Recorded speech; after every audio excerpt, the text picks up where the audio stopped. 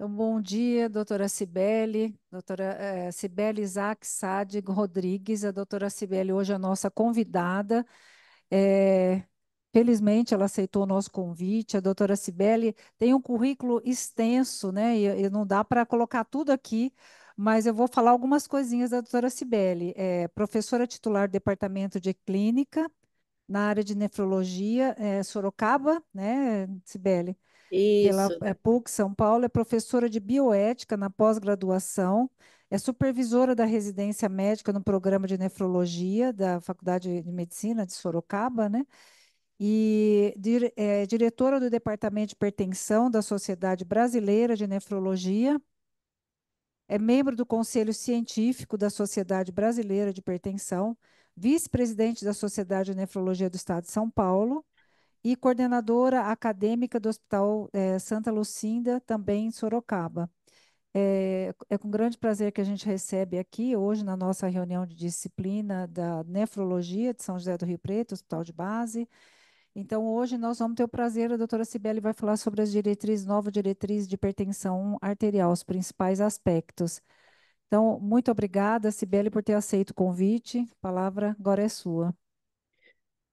Primeiro, queria agradecer, né, essa oportunidade de conversar um pouco sobre a Diretriz Brasileira de Hipertensão de 2025.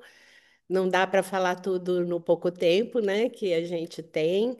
É, é uma diretriz muito robusta, com mais de 150 páginas, então eu tive que fazer algumas escolhas e a gente pode até combinar uma outra conversa depois. E agradecer Maria Alice, Fernandinha, os professores todos daí, né, que me deram essa honra de poder falar aí, nessas reuniões de educação continuada, que são excelentes sempre, né? Então, para mim, é um orgulho e um prazer estar aqui hoje. Então, eu vou começar falando sobre a diretriz. Eu não tenho nenhum conflito de interesses na minha apresentação. E aqui são os coordenadores da diretriz, a doutora Andréia foi a coordenadora geral, o Wilson Nadruz, representando o Departamento de Hipertensão da SBC, o Luiz Bortolotto, representando a SBH, e eu sou a representante da Sociedade Brasileira de Nefrologia. A gente teve aí algumas premissas, né, de início, logo de cara, a gente estabeleceu algumas regras, então, nós tivemos auxílio de metodologistas, fizemos duas revisões sistemáticas com meta-análise de temas polêmicos, utilizamos o GRADE para as recomendações, que é uma tendência nacional e internacional. As figuras todas foram feitas de forma bastante profissional. A classificação da hipertensão mudou, que foi motivo de muita mídia. Metas de pressão arterial foram uniformizadas. A gente fez uma valorização das medidas fora de consultório, tanto MAPA como MRPA, e uma ênfase na associação de medicamentos em comprimido único para a melhora, da adesão. São 14 capítulos, sendo dois totalmente novos, e entre esses dois novos eu ressalto aqui o capítulo das mulheres e o capítulo do SUS, né? O capítulo do SUS, inclusive, está sendo negociado com o Ministério da Saúde, com o CONAS, com o CONASENS, para que ele se torne o protocolo mesmo, de acompanhamento, de diagnóstico, de tratamento da hipertensão arterial no Sistema Único de Saúde, na atenção básica. Foi um ano e meio de muito trabalho. A gente teve um trabalho maluco mesmo. Posso garantir para vocês que foi assim exaustivo. Toda segunda-feira, chovesse, fizesse sol, a gente estava se encontrando para poder construir essa diretriz. Eu vou falar um pouco da classificação, diagnóstico e da estratificação de risco. E entre os fatores de risco, a gente tem aqueles clássicos como genéticos, e é uma doença poligênica, medicamentos e drogas. A idade, né? A hipertensão aumenta muito com a idade. o sexo que tem as diferenças, né? O masculino a partir de 35 anos de idade e as mulheres depois da menopausa. A hipertensão é mais grave, com um prognóstico pior, com mais lesão em órgão-alvo em pessoas negras. O álcool, distúrbios do sono, a ingesta de sódio, mais de sódio, menos de potássio, o sedentarismo, o sobrepeso, são coisas muito conhecidas e a gente sabe hoje que fatores psicossociais, urbanização e poluição, que não era considerado anteriormente um fator de risco, e fatores ambientais, de uma forma geral, passaram a ser muito valorizados. No diagnóstico e classificação, a gente considera a pressão de consultório. Então, a pressão arterial normal é aquela que a gente tem menor do que 120 de pressão sistólica e menor do que 80 de pressão diastólica. E a gente deve considerar a hipertensão no consultório exatamente como era antes, né? Em estágios, o estágio 1, o estágio 2 e o estágio 3, de acordo com a pressão sistólica e a pressão diastólica, exatamente como era na diretriz anterior. O que que mudou? É a pressão normal, né, que passou a ter esse valor abaixo de 120, de 120 menor que 80, e a pré-hipertensão, que é de 120 a 139 ou 80 a 89, então mostrando aí que o pré-hipertenso é um indivíduo para a gente já tomar mais atenção com ele, né, e ter inserido na vida dele as mudanças no estilo de vida que hoje a gente chama de uma forma diferente. A nomenclatura atual é medidas não medicamentosas, tá? Prosseguindo, o que que a gente tem? O que levou a isso? Foram as diretrizes da ESC, e a hipertensão continua a ser diagnosticada também pela diretriz europeia, como pelo menos 140 por 90 no consultório, com a medida normal de pressão arterial. Ela introduziu uma nova categoria, que é a pressão elevada, definida como pressão sistólica entre 120 e 139, e aqui até mais baixo do que a gente colocou, entre 70 e 89. E eles passaram a recomendar a avaliação do risco cardiovascular por um score de risco que chama SCORE, com S, que é a que os europeus validaram lá para a população europeia. E principalmente naqueles pacientes com pelo menos 130 por 80. A gente não quis chamar de hipertensão, de pressão arterial elevada, porque o termo que a gente já utilizava aqui no Brasil é pré-hipertensão, e esses pacientes com pressão elevada ou, na nossa linguagem, pré-hipertensão, que tenham doença renal crônica, doença cardiovascular, diabetes ou hipercolesterolemia familiar, bem como aqueles com risco cardiovascular estimado, no caso deles, pelo score em 10% ou mais em 10 anos, tem maior risco de doença cardiovascular, morbidade e mortalidade. Então, nesses casos, eles passaram a recomendar que se a pressão fosse maior ou igual a 130 por 80, o tratamento medicamentoso deveria ser iniciado após 3 meses de intervenção no estilo de vida, que é o que a gente está chamando de medidas não medicamentosas. Então, isso já é uma tendência internacional. Nós passamos, então, a recomendar a classificação como pré-hipertenso, abrangendo esses valores de pressão sistólica entre 120 e 139, de diastólica entre 80 e 89, no consultório, isso com o objetivo de identificar precocemente indivíduos em risco e avaliar intervenções mais proativas e não medicamentosas para prevenir a progressão da hipertensão. E a gente usou o grade aí com uma força de recomendação forte, né, e uma certeza da evidência moderada. E recomendar o diagnóstico de hipertensão seja feito pela pressão de consultório, maior ou igual a 140 e ou 90, em duas ocasiões diferentes, pelo menos, né, de preferência até três, mas o que ficou na diretriz foram duas ocasiões, e classificada naqueles estágios que a gente viu na outra tabela, em um, 2 e 3, de acordo com o maior valor. Então, sempre vale ou o maior valor de sistólica ou o maior valor de diastólica. E são força de recomendação forte, né, com bastante certeza de evidência. Então, aqui fora do consultório, a gente deve ter a classificação, né, que são das medidas ou pela MAPA ou pela MRPA. Lembrando que tanto na MAPA como na MRPA, a gente vai ter maior ou igual a 130 e ou maior ou igual a 80, tanto na MAPA como na MRPA para as medidas fora de consultório, né? E para diagnóstico no consultório continua igual como era. Lembrando que a gente vai ter que diferenciar, além da média de 24 horas, a vigília e o sono, né? Porque no sono a gente tem que ter o descenso noturno, quando a gente não tem, obviamente, isso significa um mau prognóstico em termos de hipertensão arterial.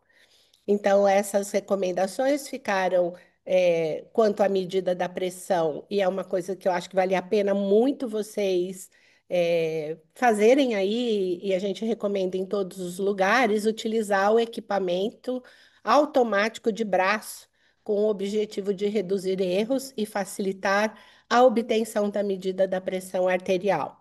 A gente sabe que muitos serviços ainda usam o esfigmomanômetro aneroide, e que deve ser evitado, né, por todas as diretrizes, tanto a nacional quanto internacionais.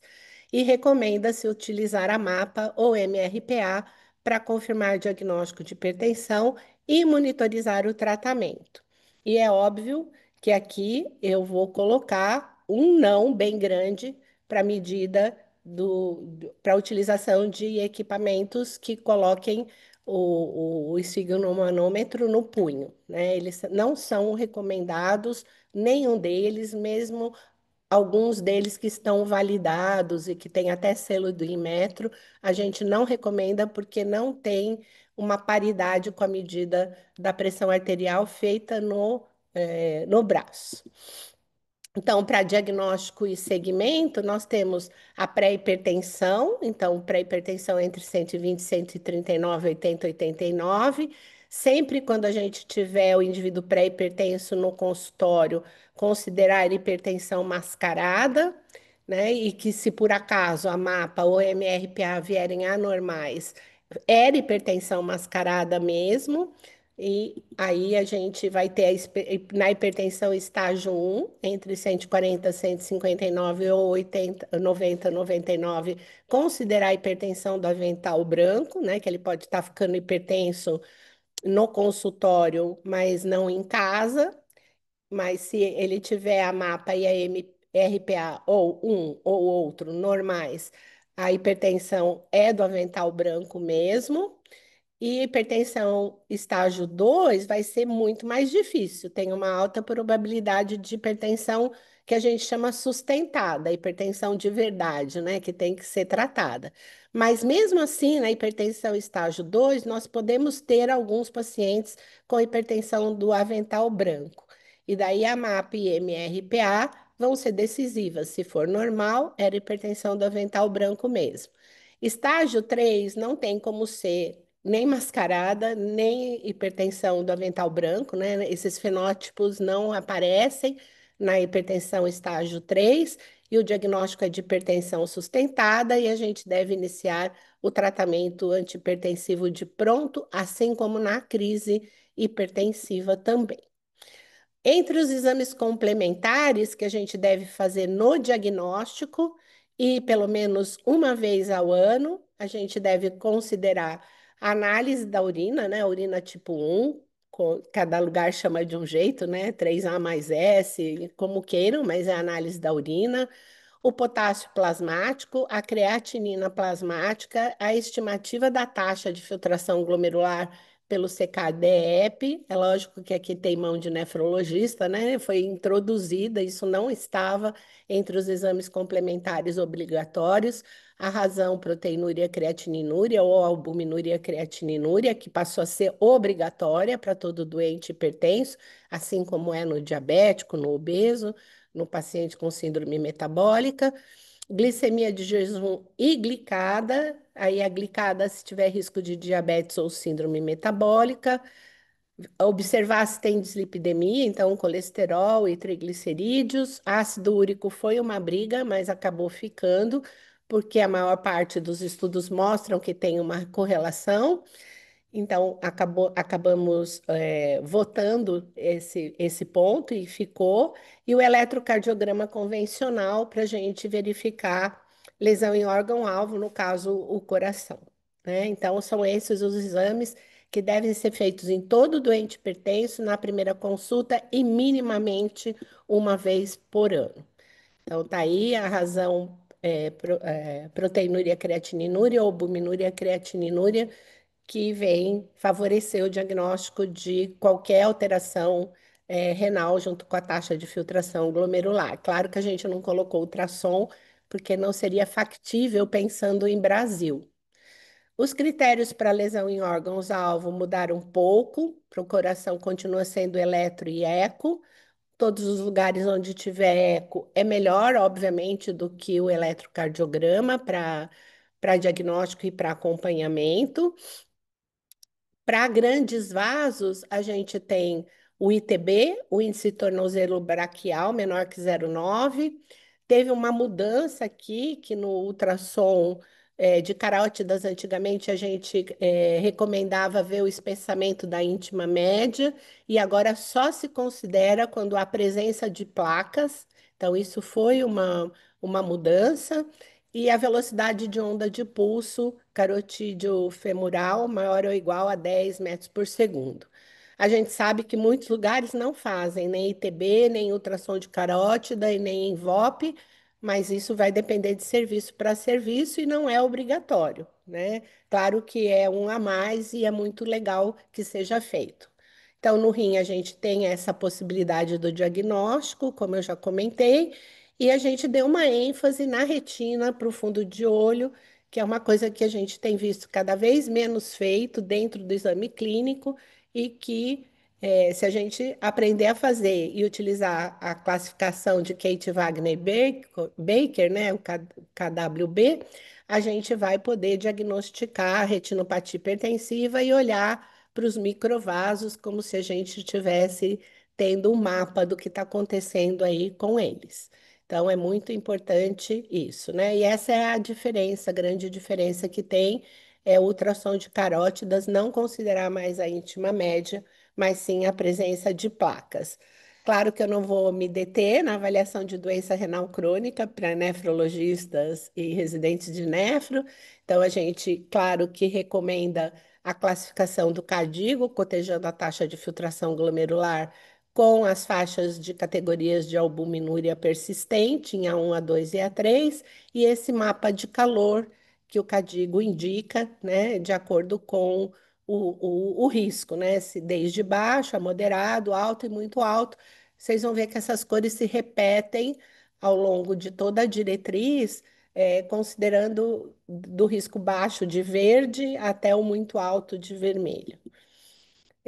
Então, a gente recomenda pesquisar fator de risco cardiovascular e lesão em órgão-alvo, independente de que tipo de paciente é, então, todos os pacientes, no momento do diagnóstico, e repetir essa avaliação pelo menos anualmente, e daí, de acordo com os recursos disponíveis no serviço. A estratificação de risco, aqui para mim nem está aparecendo, porque eu estou vendo as pessoas, né? Eu vou ver se eu consigo tirar. Essa parte eu não estou conseguindo. Então, a condição de alto risco cardiovascular está presente na doença cardiovascular manifesta, ou se o paciente tiver diabetes, ou se ele tiver doença renal crônica, ou hipercolesterolemia familiar, ou qualquer lesão em órgão-alvo. Então, se tiver qualquer uma dessas condições de alto risco cardiovascular presente, é a etapa 1 desse processo, e se sim, ele já é considerado de alto ou muito alto risco cardiovascular. Então, a gente tem que ficar de olho, né, nessas questões, né? E não, se não tiver, a gente passa para a etapa 2, que seria estimar o risco cardiovascular do nosso doente, e a gente está preconizando que seja feito em todos os pacientes. E o score de risco que foi escolhido é o Prevent, já vou explicar por quê. E a gente se pergunta, né? Ele é maior ou igual a 20% em 10 anos? Né? E daí considere agravantes de risco em casos selecionados. Então, tanto a gente pode olhar para a calcificação arterial coronariana, a CAC, né? O BNP, o peptídeo natriurético tipo B, a troponina ultrassensível ou a dosagem de lipoproteína A. Se a gente tiver esses agravantes de risco, também se considera alto risco cardiovascular e renal, né? Por que que foi escolhido o Score Prevent? Então, tem aí a telinha do Score Prevent, eu não sei se vocês já tiveram a oportunidade de utilizar, é bem simples e ele considera a idade, o sexo, colesterol total e HDL, a pressão sistólica e diastólica, o IMC, taxa de filtração glomerular estimada, diabetes, presença, né, de diabetes, tabagismo ativo, uso de antihipertensivos, hipolipemiantes, relação albuminúria, creatininúria e hemoglobina glicada. Para vocês verem que é um score muito completo, que foi testado em milhares de pessoas, né, e que demonstrou bastante robustez. Então, a equação do Prevent, ela considera, né, saúde renal e metabólica, ela tem até um índice de privação social, inclusão da insuficiência cardíaca como desfecho, que é uma novidade, nenhum outro considerava, consegue calcular o risco em até 30 anos e eliminou a raça do cálculo porque ela servia mais como um fator de racismo do que fosse alguma coisa que interferisse de verdade no cálculo e nos desfechos. Então, foi tirada essa questão da etnia. Então, para estratificar o risco, a gente recomenda, né, avaliar o risco cardiovascular utilizando o Prevent. A SBC já está em conversas com a American Heart Association para que seja traduzido para o português, porque há um desejo que ele seja amplamente utilizado no Brasil, para que a gente tenha dados nacionais, dados nossos de risco relacionado com desfecho. A gente recomenda, então, para todos os indivíduos, particularmente naqueles com pré-hipertensão, né, que ainda não tem lesão em órgão-alvo e os fatores de risco não estão tão evidentes, com o objetivo de orientar o início do tratamento antihipertensivo e promover um controle mais adequado quando os fatores de risco cardiovasculares estiverem presentes e estratificar o risco de todo mundo com o objetivo de promover uma abordagem cada vez mais precisa, personalizada, individualizada no manejo de medicamentos e um direcionamento de metas para controle desses fatores de risco que estarão presentes naquele paciente, né? A gente deixou aquilo que já estava na diretriz anterior, que é esse mesmo mapa de calor, para aqueles lugares. A gente tem que considerar que uma diretriz brasileira ela tem que ser acessível em todos os cantos desse país, em lugares que a internet falha ou não existe, ou a pessoa não tem um celular para fazer o cálculo. Então, o mapa de calor ficou e ele é idêntico da diretriz anterior. E aqui eu ressalto, né, que quando tem qualquer lesão de órgão-alvo, DRC estágio 3 ou diabetes, o risco é muito alto, não precisa fazer mais nada, né? E doença cardiovascular estabelecida, ou DRC estágio maior ou igual a 4, o risco é muito alto. Início de tratamento e metas. Então, as medidas não medicamentosas devem ser iniciadas quando a pressão arterial tiver maior ou igual a 120 por 80, logo de cara no diagnóstico. Se o tratamento medicamentoso no diagnóstico vai estar indicado para os pacientes com pressão maior ou igual a 140/90.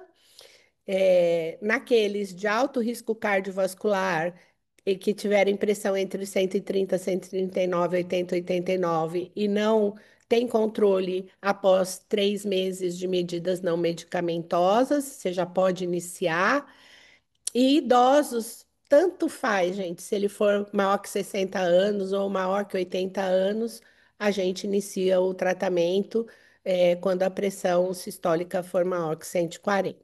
Então, a gente tem aí, né, essas medidas não medicamentosas para todo mundo, e observem, né, que é isso que apareceu muito na mídia, né? Quer dizer, eu estou com pressão acima de 120/80, mas abaixo de 140/90, eu estou hipertenso? Não, o diagnóstico não mudou, é acima de 140/90, mas é muito importante que a população entenda que tem que iniciar as medidas não medicamentosas, que quando a gente usa o tratamento não medicamentoso após 3 meses, é, para os indivíduos com pressão entre 130, 139, 80, 89, a gente considera alto risco e considerando alto risco cardiovascular, aí você pode começar o tratamento medicamentoso.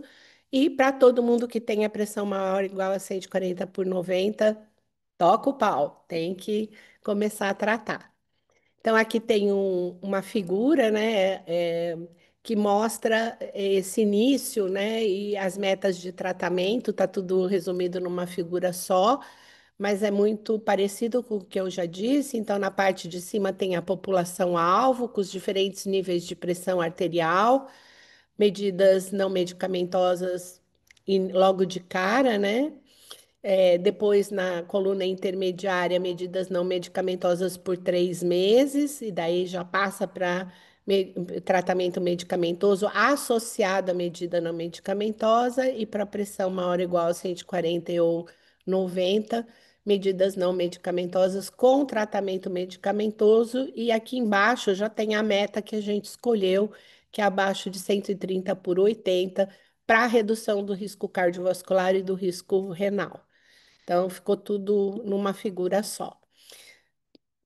Como eu falei lá no começo, a gente fez 2 revisões sistemáticas com meta-análise. Uma delas foi para saber sobre a eficácia de medidas intensivas do tratamento antipertensivo, né? E a gente fez uma varredura na literatura toda e a gente teve a ajuda eh, do Leonardo, que é um metodologista, cardiologista, assim, muito especializado em revisão sistemática com meta-análise. Foi bem importante a participação dele, porque a gente tinha dúvidas, né? Porque na literatura tem muita controvérsia em relação a metas mais intensivas ou menos intensivas de pressão arterial. E o que a gente viu e encontrou foram 9 estudos controlados, randomizados, que entraram, então, na revisão sistemática. O N foi mais de 34 mil pessoas nesses 9 estudos, e o tratamento intensivo reduz em 13% o risco cardiovascular. Se a gente colocar só os estudos com baixo risco de viés, a redução chega a 17% de eventos cardiovasculares. Então, isso confere uma alta certeza da evidência quando a gente coloca no grade.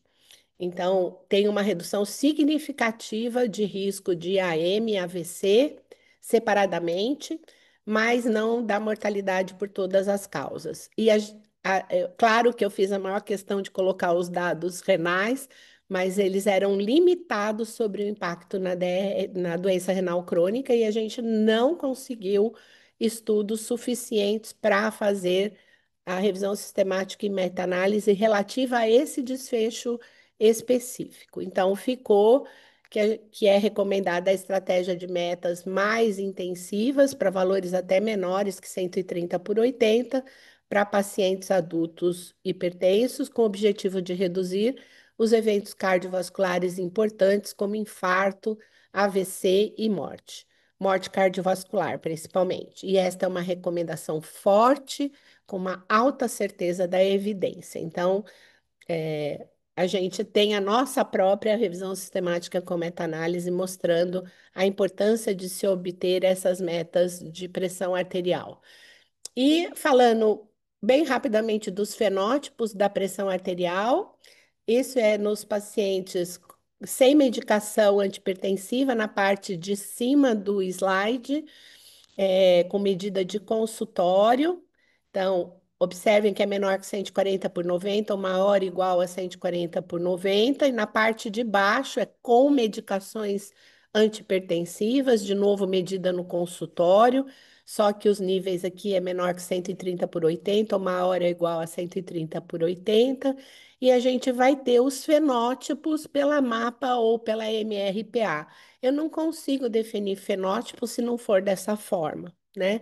Com pressão apenas de consultório, a gente fica com o diagnóstico de hipertensão, né? Ou não, mas não consegue definir os fenótipos. E a gente observa que a gente tem um número significativo, né, de normotensão verdadeira, mas a gente tem 7 a 15%, né, no paciente sem medicação de hipertensão do avental branco, tem hipertensão mascarada em 8 a 22%, e na medida de consultório com medicação antihipertensiva, a gente continua tendo um contingente de avental branco de 5 a 29% e mascarado de 4 a 23%.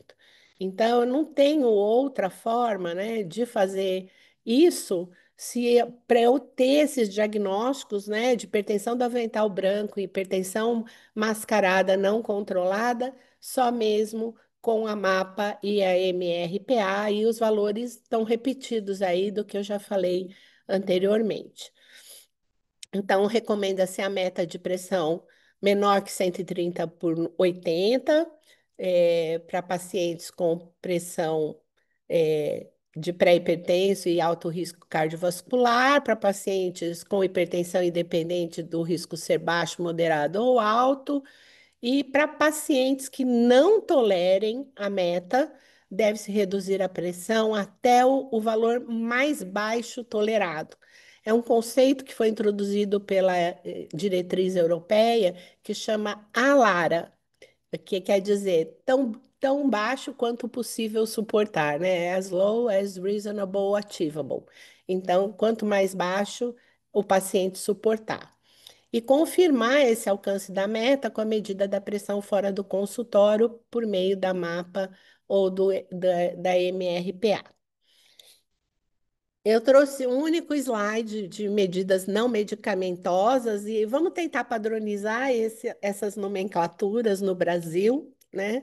Então, chamar de medida não medicamentosa e não de mudança no estilo de vida. E claro que vocês conhecem todas elas. Manter o peso adequado, né, calculado pelo IMC, fazer as intervenções dietéticas com padrão alimentar saudável, reduzindo a ingesta de sódio e aumentando a ingestão de potássio, isso para a população em geral. Claro que a gente não está falando de doente renal crônico.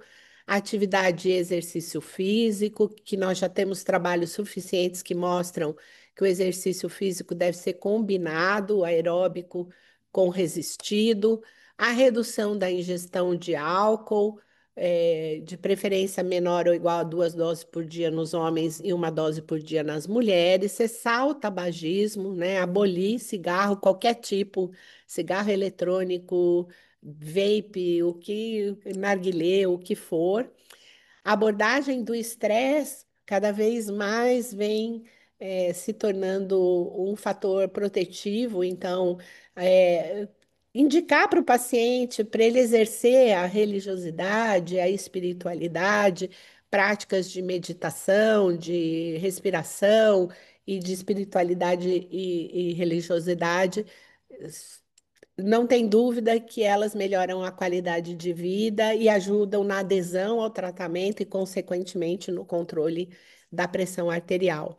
Obviamente que transversalmente a gente tem a equipe multiprofissional e é uma bênção quando a gente tem essas pessoas da equipe multi, nutricionista, treinador, educador físico ou fisioterapeuta, enfim, psicólogo, para nos ajudar, nesse caminho das medidas não medicamentosas. Aqui nós temos o fluxograma de tratamento. Então, na primeira coluna, a população-alvo, na segunda coluna, a estratégia. Então, idosos, né? Muito idosos, acima de 80 anos, e ou frágeis, e daí você tem que aplicar a escala de fragilidade que tem no capítulo de idoso, ou que tenham hipotensão postural, ou pacientes com pressão entre 130 e 139 ou 80 89 de alto risco. E, eventualmente, hipertensão estágio 1 de risco baixo, a critério médico, a gente pode começar com monoterapia. Aí, esses mesmos indivíduos de estágio 1 de risco baixo, a critério médico, podem precisar de uma associação de dois medicamentos, e eu já vou aqui contando para vocês que quando a gente associa dois medicamentos, a gente tem uma chance de controle de 60% só. E se a gente, é, como nos estágios um de risco moderado e alto, e estágios 2 e 3, a gente sempre deve começar já com a associação de pelo menos dois medicamentos, e frequentemente a gente não vai alcançar a meta em 40% dos pacientes, e daí a gente deve associar três medicamentos, que com isso você consegue 90% de controle. E daí os 10% que faltam são aqueles que têm um capítulo só para eles, que eu queria muito falar hoje para vocês, mas acabei tirando da aula porque não dava para colocar tudo. Então, os resistentes e os refratários vão precisar de quatro ou mais medicamentos para atingir a meta menor que 130 por 80, né? Eu vou chamar atenção aqui que você pode ou otimizar as doses, preferencialmente num comprimido único, mas a gente sabe que no SUS não tem esse comprimido único, é para paciente de consultório, mas você tem todas as classes de medicamentos no SUS e você pode ir fazendo esse upgrade, né? Começa com a tríade de ouro, né? Que é diurético, é, inibidor do sistema renina-angiotensina, aldosterona, né? Obral e ECA, e bloqueador de canal de cálcio de hidropiridínico, que continua sendo o nosso top 3, né? Para sempre, eu acho. Dificilmente vai aparecer um remédio novo com essas características de controle pressórico e diminuição de desfecho duro. E aí, o beta-bloqueador, que está com os asteriscos, eles são indicados como primeira estratégia em monoterapia ou em associação, quando a gente tem aquelas condições específicas, como insuficiência cardíaca, pós-infarto do miocárdio, angina, fibrilação atrial, ou mulheres jovens com potencial para engravidar. Claro que tem aquelas outras questões, né? Enxaqueca, tremor essencial, prolapso de válvula mitral, tremor essencial. Então, pode precisar aí de um beta-bloqueador.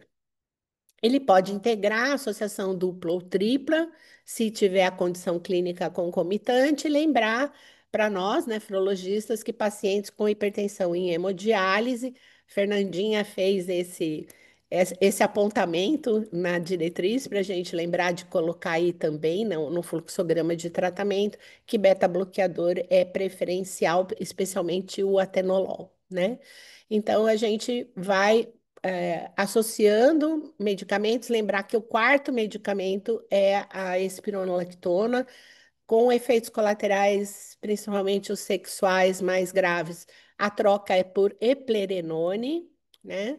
E daí, quando isso não funcionar, é que vem os demais, né? Senão, antes disso, nem pensar. E a gente tem, então, o octógono, que é um clássico, né? Essa figura já é clássica, do tratamento da hipertensão, para todo mundo, as mudanças no estilo de vida. Essa é uma figura de um artigo mais antigo de 2018, dos colegas do Wilson Nadruz, do Aldes, lá de Recife e tal, e a gente não podia mudar. Então, mas hoje essa figura deveria estar aqui na base, medidas não medicamentosas, né? Só para lembrar. E daí a gente tem os três medicamentos mais utilizados, tiazídico e Ecobra, bloqueador de canal de cálcio de hidropiridínico. O beta-bloqueador entra aqui para aquelas condições especiais. A espironolactona, na ausência dela, né, ou na impossibilidade, melhor falando, dela, o eplerenone. Daí vem beta-bloqueador, os alfa-agonistas periféricos, de ação central, desculpa. Aí, na pontinha, lá na pontinha, são os alfa-1 bloqueadores periféricos e os vasodilatadores de ação direta, né? E aí, eu brinco, né? Será que alguém ia renascer das cinzas? E foi essa revisão sistemática segunda que a gente fez para ver se ia ressuscitar ou não os beta-bloqueadores como classe especial ali na base mesmo, para todas as condições clínicas, como é diurético e ECA-BRA e bloqueador de canal de cálcio. E foram incluídos aí, então, 7 ensaios clínicos randomizados. A gente queria fazer de todos os beta-bloqueadores, não conseguimos, não tem ensaio clínico com os beta-bloqueadores mais modernos de terceira geração, como é o Nebivolol e o Carvedilol, então não tinha como a gente fazer a revisão sistemática, porque não tinha estudo para isso, e nós só encontramos para atenolol. Então foi feito com atenolol, e o que a gente encontrou foi uma recomendação para uso de atenolol no tratamento da hipertensão, em associação com outros antihipertensivos considerados de primeira escolha, de forma individualizada, é óbvio, né? Considerando aquelas comorbidades, as características clínicas e as preferências, de cada paciente. E a gente fez uma nota dos editores dizendo isso, a verdade, né? Que há escassez de estudos de boa qualidade, mesmo para atenolol, que era o que mais tinha. A literatura mostra que o atenolol reduz a pressão. Se você considerar o desfecho só redução da pressão arterial na mesma magnitude que os outros medicamentos de primeira escolha, mas tem uma discreta diferença em relação a desfecho cardiovascular, especialmente AVC, que é melhor utilizar diuréticos tiazídicos ou amilodipina ou losartana, que tem estudo específico com esse desfecho. E olha só, é uma recomendação fraca, com baixa ou muito baixa certeza da evidência, à exceção da comparação de atenolol com losartana, que daí tem uma moderada certeza da evidência. E hidralazina, eu sempre me pergunto para que que ela serve. Ela serve lá na pontinha da pirâmide do octógono, né? E ela é tipo isso, Deus me livre, né? E eu gosto de falar muito isso porque eu vejo aqui no pronto-socorro hidralazina sendo utilizada como o primeiro medicamento, como se ele fosse de escolha para alguma coisa, não é de escolha para nada, né? E ele deve ser introduzido só mesmo quando as demais classes não forem utilizadas por algum motivo específico do paciente. Então, aqui nós temos as recomendações para o tratamento, que a gente recomenda associar os medicamentos, preferencialmente num comprimido único. A monoterapia para indivíduos com essa pressão, que ainda não é considerada nem hipertensão no consultório, mas que já tem alto risco. Pacientes com hipertensão estágio 1 de baixo risco ou frágeis, muito idosos, com hipotensão. Aí a gente pode recomendar monoterapia, mas vejam que é uma recomendação, né, fraquinha, com certeza da evidência duvidosa. Para a maioria dos tratamentos, o início para a maioria dos pacientes, o início do tratamento com associação dupla. Lembrar, né, aqueles valores que você controla com associação dupla, com associação tripla, que a gente vai precisar utilizar a associação na maioria dos pacientes, que a base do tratamento são essas três classes de medicamentos, e o beta-bloqueador em situações específicas, que a espironolactona continua sendo o quarto medicamento com eplerenona de substituto quando houver eh, efeitos colaterais, e a clonidina pode ser o quinto medicamento, né, que é um alfa-agonista de ação central, um simpatolítico de ação central, né, que pode ser utilizado depois, né, como quinto medicamento. E não se recomenda o uso concomitante de IECA com BRA. Então, aqui tem um resuminho de tudo, né? Que é a meta de pressão arterial para todo mundo, não se esqueçam, né? Ficou mais fácil, é menor que 130 por 80 para todos. Quando não tolerada, utilizar essa questão do ALARA, né? Quanto mais baixo, melhor.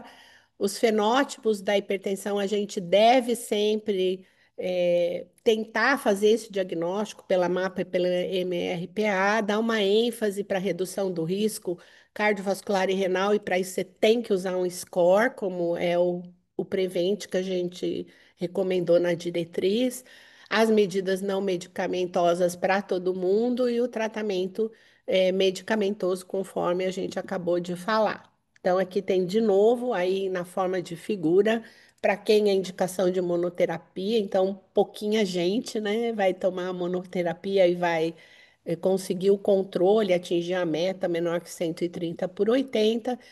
E eu pretendia falar das condições clínicas associadas, mas já são 11h49 e eu acho que a gente precisa deixar um tempinho aí para a conversa, né? Então, só vou passar rapidamente, né? Nessa parte, nesse capítulo, a gente fala de doença coronariana, doença renal em tratamento conservador, insuficiência cardíaca, AVC e proteção de déficit cognitivo, obesidade e diabetes, né? E é um capítulo que normalizou a meta, então guardem pelo menos isso, né?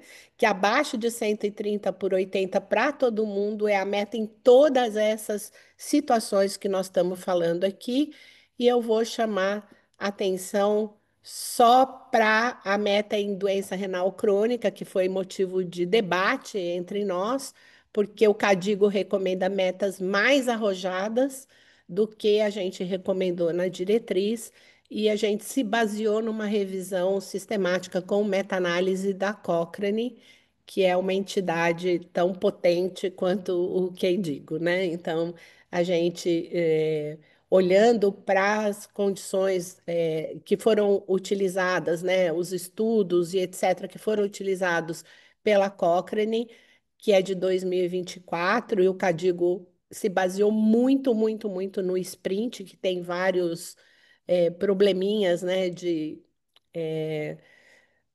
inclusão, né, de participantes, com muitos critérios de exclusão, com uma forma de medir a pressão bastante diferenciada, que não é a nossa realidade no Brasil. E por isso que a gente recomendou, então, só para dar uma explicação para a nefrologista, né, por que que a gente não seguiu o CADICO.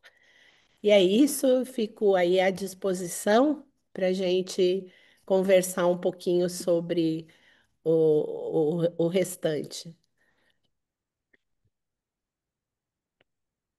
Se vocês tiverem alguma dúvida, eu estou à disposição, gente.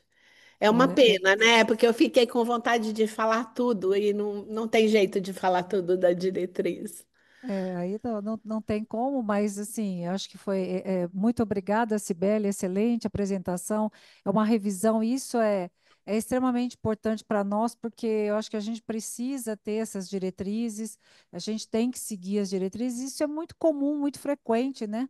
No nosso consultório, nos nossos ambulatórios.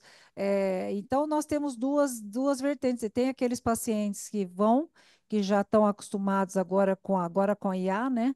Então eles falam, olha, já mudou, então eu estou hipertenso. Ontem teve anteontem, segunda-feira, uma paciente, eu estou hipertensa, já estou com com 13 por 8. Então, eu estou hipertensa segundo as diretrizes. Aí eu fui explicar para ela, né, tudo certinho. E tem aqueles que não aceitam. Não, isso aqui é só aqui, eu estou com tá com 18 por 11, mas não, não, não, não, eu não vou tomar nada, a senhora não me passa nada. Então, Ô, nós temos louco! esse Ô, trabalho, louco! exatamente. E ela veio para doar o rim para a filha, né? Deus meu! É. Então a gente tem essas, então isso tudo é muito importante, botar a diretriz ali embaixo da sua mesa ou entregar uma cópia e falar, olha, né, então isso tudo é muito importante. Então muito obrigada pelo seu trabalho, né? Doutora Fernanda aqui também, que também É, participou, a Fernandinha né? participou. É um extenso trabalho. Então muito obrigada. Eu vou abrir aqui para as perguntas, se alguém tiver alguma pergunta para fazer, mesmo quem está online também pode abrir É, o microfone, eu porque vou dar uma Posso informação perguntar, para. não? Pode sim. Claro Você que ia pode. falando, desculpa, eu te cortei, você É, ia falando. eu só queria dar uma informação que eu acho que é super legal. A gente está fazendo um kit de slides que a gente vai deixar disponível com todas essas figuras, tabelas e tal. A gente vai deixar disponível nas sociedades, né? Nós vamos distribuir nas 3 sociedades que participaram. Então, os nossos sócios terão acesso. A gente fez também já está pronto, já está em fase de diagramação, uma versão pocket bem mais resumida da diretriz. Essa sim pode ser de consulta rápida, vamos dizer assim. Então, vocês terão, além da diretriz completa, a diretriz pocket e o kit de slides para poder consultar. Fale, meu querido amigo Edson, da creatinina. Tem creatinina na nossa diretriz, Edson? Não, senti falta. Você me agradava às vezes, botava aquele último slide, dose só creatinina, esqueceu hoje, né? Esqueci hoje. Não dava tempo nem de falar o que eu queria falar, não deu tempo. Mas Não, a creatinina entrou lá como exame obrigatório, com cálculo da taxa é, de filtração, tá né? bem. E tá bem bonitinha lá. Fale, meu querido. Primeiro, eu queria te agradecer que você tratou de longe a minha hipertensão. Estou aqui com minha valsartana e minha indapamida, que você me recomendou, que Verdade. a losartana com a tiazida não dava jeito, mas a valsartana 320 com a idapamida, eu tive que acrescentar uma lodipina, né? Porque agora ela está dentro da diretriz. Mas a minha Ela tá bonitinha? tá bonitinha, 12 por 8 tá boa. Fiquei hipertenso depois da Covid, né? Mas está É. controlado. Tá sem, e tô com 1,01 de creatinina e praticamente sem proteinúria. Então, vão ter que me aguentar aí um tempo mais. Se Deus quiser. Então, a minha pergunta é a seguinte: a história da. Infelizmente, cheguei 15 minutos atrasado, porque eu estava vendo o Natalino lançou hoje um novo programa, né, de doença renal crônica online lá do Maranhão. O Moura fez uma palestra belíssima. Então, eu estava lá e corri para cá, mas já cheguei um pouquinho atrasado. Mas minha dúvida é a seguinte: é a tal da microalbuminúria, né? A Raquel Bregman, nossa professora titular daqui, ela fica nervosa, e a Patrícia, né, que tem feito um trabalho brilhante nessa coisa itinerante que ela faz, né? Ela Sim. fala com todas as letras. Não, se pedir microalbuminúria, está jogando dinheiro fora. O negócio é a razão proteína creatinina, mas os cardiologistas e até nefrologistas continuam com essa história da microalbuminúria. Então, eu queria saber se vocês discutiram isso lá. Se enterramos a microalbuminúria de vez? É, acho que a palavra microalbuminúria deveria ser banida, né, da nossa linguagem. Aqui no hospital eu estou numa campanha, porque o laboratório, que é um laboratório, chama SEAC, quando você vai pedir albuminúria, você tem que clicar lá e está escrito microalbuminúria, né? Não existe isso, essa é uma palavra ruim, né? Porque fica parecendo que albuminúria nessa faixa é uma coisa ok, né? Porque ela é micro, né? Então é um nome muito ruim. Tanto que não se utiliza mais, essa é uma nomenclatura aposentada, né? Ou você faz albuminúria, a dosagem de albuminúria, porque até dentro da faixa de normalidade, abaixo de 30 miligramas por grama, ela é maléfica, né? É melhor ter 10 do que ter 20 e está dentro da faixa da normalidade, e de micro isso não tem nada, né? Isso mostra lesão endotelial. Então, a gente não deve utilizar essa terminologia mais, é uma nomenclatura abandonada. E o que a gente fez de opção na diretriz foi utilizar a razão albuminúria, creatinínúria e a razão proteinúria, creatininúria para quando você não tiver albuminúria, creatininúria. Porque a gente tem que fazer diretriz para o Brasil, né? Então, eu Obrigado, gostaria que Camila. todo mundo pudesse fazer ITB, VOP, todo mundo pudesse fazer eco, todo mundo pudesse fazer todos os melhores exames, mas a diretriz ela tem que atender de norte a sul do país e mesmo locais distantes onde a internet não chega, por isso que tem mapa de calor e tal, né? Está É ratificado. isso. Muito obrigado. Obrigado pela aula brilhante, né? Imagina, amor. Obrigada a você pela pergunta. Sibeli, Fernanda, muito Oi, Fefe. obrigada pela aula, mas eu nunca tinha assistido essa aula. E eu que li a diretriz inteira, nossa, excelente resumo, foi muito boa. Parabéns, muito Obrigada, boa, Fê. como Obrigada. todas, mas essa foi muito boa. Obrigada. Sibeli, sobre a finerinona. Então, agora nós temos estudos, né? Fígaro, Fidelity, Fidelio, Fidelity, os dois. Fidelity, todos esses mostrando o benefício para a diminuição da progressão da doença renal crônica. Ela pode substituir a espironolactona como quarta droga? Não, não entra como Não, antipertensivo. não, não. Até a gente tem isso na diretriz, né? Que a finerenona, é, ela tem uma eficácia baixa como medicamento antipertensivo. Nós estamos falando aqui de diretriz de hipertensão, não de diretriz de proteção, de nefroproteção, né? Então lá está bem colocadinho na diretriz, vocês podem usar, que a finerenona deve ser utilizada quando você tem a doença renal crônica, dentro dos critérios que a gente tem hoje estudo, então só para diabético e para a proteção, né, da progressão da doença renal, mas não como medicamento antipertensivo. A gente não pode considerar a finerenona como classe de antipertensivo. Então, ela não substitui a espironolactona. Quem substitui a espironolactona e nem tem a mesma eficácia antipertensiva é o eplerenone. A finerenona, ela fica não como antipertensivo, ela é utilizada para nefroproteção. Tem Mas também não estudo. pode associar, né? Não, não, não pode associar. Não deve associar de forma alguma. Lembrar que finerenona também dá hiperpotassemia, assim como os outros. Entre os antagonistas dos receptores mineralocorticoides seletivos, né, que é o caso da finerenona, a gente tem outros fármacos, outras moléculas, chamar de molécula que é melhor, que estão sendo estudadas para hipertensão, né? Então, tem o aparerrenone, que já tem estudos em fase clínica, e tem o hexazerenone. A hexazerenone é uma molécula japonesa da Daiichi Sankyo e tem estudos em hipertensão específicos, em hipertensão resistente e refratária. E tem uma queda acentuada da pressão arterial. Aparentemente, são moléculas que não tem um efeito de classe, entendeu? Tem um efeito da molécula. Cada uma delas tem uma eficácia maior para uma coisa ou para outra. A finerenona vai ter que ser estudada para hipertensão para ela entrar como uma classe de antipertensivo. Diferente da hexazerenona, que já tem estudos de curto e de médio prazo, já com mais de um ano de segmento de pacientes resistentes e refratários, com uma queda de pressão arterial que vai valer a pena introduzir.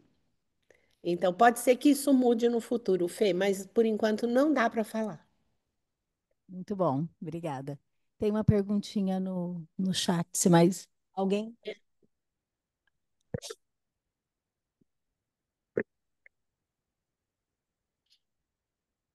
Ah, e tem uma Tem, pergunta é, tem a do pergunta aí, Bárbara. Sibeli. Isso. É, professora, parabéns pela aula. Obrigada, Bárbara. A senhora tem preferência por algum BRA específico? Não, não tenho. Eu tenho preferência, sim. No meu consultório, eu uso um BRA de ação prolongada, para usar uma vez por dia. mas no SUS eu uso a losartana, é a única que tem, é o que eu uso, né? Só lembrar que losartana não pode ser utilizada uma vez por dia. Eu canso de ver losartana uma vez por dia, não dá. Ela não tem eficácia 24 horas. Então, Exatamente. vou usar a losartana, tenho que usar de 12 em 12 horas. É o mínimo de intervalo, gente. Não usem uma vez por dia. Perde a eficácia. Você fica fazendo um samba do crioulo doido com a concentração plasmática, né? de losartana quando você usa uma vez por dia. E você pode ter desfechos ruins, né? Se você utilizar de manhã, por exemplo, à noite ela perdeu eficácia e você pode ter pico de pressão antes da próxima tomada. Então, eu só recomendo isso. E no consultório, eu uso qualquer outro de ação prolongada. E olha, eu gosto muito de ECA, viu? Os melhores estudos, na verdade, de proteção, de desfecho, são com IECA, não são com BRA. Então, para quem não tem tosse, também é ok, tá? E eu começo com BRA ou amlodipino ou com BRA e diurético. Eu começo com BRA e diurético. Porque o diurético é o tipo da medicação que é BBB, boa, bonita, barata, disponível, né? Tem tudo de bom. O Edson falou bem, né? Eu, claro que no consultório eu uso mais indapamida. Eu tenho hipertensão, sou hipertensa, né? É, filha de pai e mãe hipertenso na menopausa, não aconteceu outra coisa senão eu ficar hipertensa também. E eu uso indapamida. Então, como é que eu vou dizer para vocês que eu vou usar outra coisa na minha prática clínica? Para o paciente que consegue comprar o tiazídico meu de escolha, que dá menos efeito colateral, e que é muito bom, né? Age lá no túbulo distal, como os demais, mas com menos efeitos metabólicos, é indapamida, né? SR de 1,5 uma vez por dia. Tô no SUS, vai usar hidroclor, tá ótimo, não tem problema nenhum, só usar na dose apropriada, né? A gente tem usado no máximo 25 miligramas por dia de hidroclorotiazida e 50 miligramas quando tem estado edematoso. Eu já cansei de ver paciente resistente e refratário tomando hidroclor, que quando eu troco por clortalidona, porque é mais barato que indapamida, controla. Então, lembrar que a clortalidona é mais eficaz, ela tem o dobro da potência e ela tem maior duração, né? A concentração plasmática dela dura mais tempo, até 48 horas dura, né? E a hidroclor não, tem menos tempo de duração. Então, ou eu, assim, sempre que eu posso, começo com BRA de ação prolongada para usar uma vez por dia, valsartana ou mesartana, qualquer um deles. E daí eu uso o endapamida quando pode comprar, quando não pode comprar, uso hidroclor ou clortalidona, né? Lembrar que a clortalidona é 12,5 para comparar com 25 de hidroclorotiazida. E daí eu uso na sequência amlodipino. Geralmente é isso que eu faço, né? É o que eu recomendo e é o que a diretriz recomenda. Claro que você pode escolher entre os três, né? Então, mas geralmente você não controla um paciente que precisa de 3 medicamentos se não tiver um diurético. Não Sibeli, controla. Sibeli, fala da tua experiência com os agonistas de GLP-1. Você está usando muito e tem controlado a pressão em quem perde peso? Então, agonista de GLP-1, ele não é uma classe de antipertensivo. De novo, ele é utilizado para redução de peso e com isso você tem redução da pressão arterial, mas ele não pode ser considerado uma classe de antipertensivo. Ele deve ser utilizado para redução de peso, sim, e claro que isso impacta em diminuição da pressão arterial, não é efeito direto, é um efeito indireto. E assim, a gente também tem usado muito, né, os inibidores de SGL, também a gente tem usado muito na prática, né, principalmente em paciente renal dentro da faixa de clearance permitido, né, também não é, tem uma queda de pressão arterial bem pequena, que também está mais relacionada à redução de peso e ao efeito diurético que eles têm. Mas não podem, nenhum deles, por enquanto, nem falo que é para sempre, mas por enquanto, nenhum deles é considerado classe de antipertensivo, mas são recomendados na medida em que tenha lesão renal, para proteção renal, proteção cardiológica. Obrigada, Ana. Muito obrigado. E foi. Maria Alice, muito obrigado pela tua atuação sempre aí, maravilhosa. Dispensa Obrigada, Edson. comentários, né, Maria Alice, Fernandinha? Dispensa É, sempre, ó, comentários. amigo é amigo, né, Sibeli? Não tem como. Mas, bom, mais uma vez queria agradecer a doutora Cibele, disponibilizou esse tempinho para estar aqui conosco, e com certeza não será a única vez, né, Cibele? Mas Estou à agora, disposição, Maria Alice. É uma honra mesmo, é um super prazer falar de uma coisa que eu adoro tanto, né? E que eu acho que tem uma extrema importância, porque nós temos mais de 30% da população. Não tem outra doença que tenha mais do que hipertensão. E ela é do nefrologista. A gente precisa se apropriar da hipertensão como nossa sim, também, né? e fala com propriedade, né?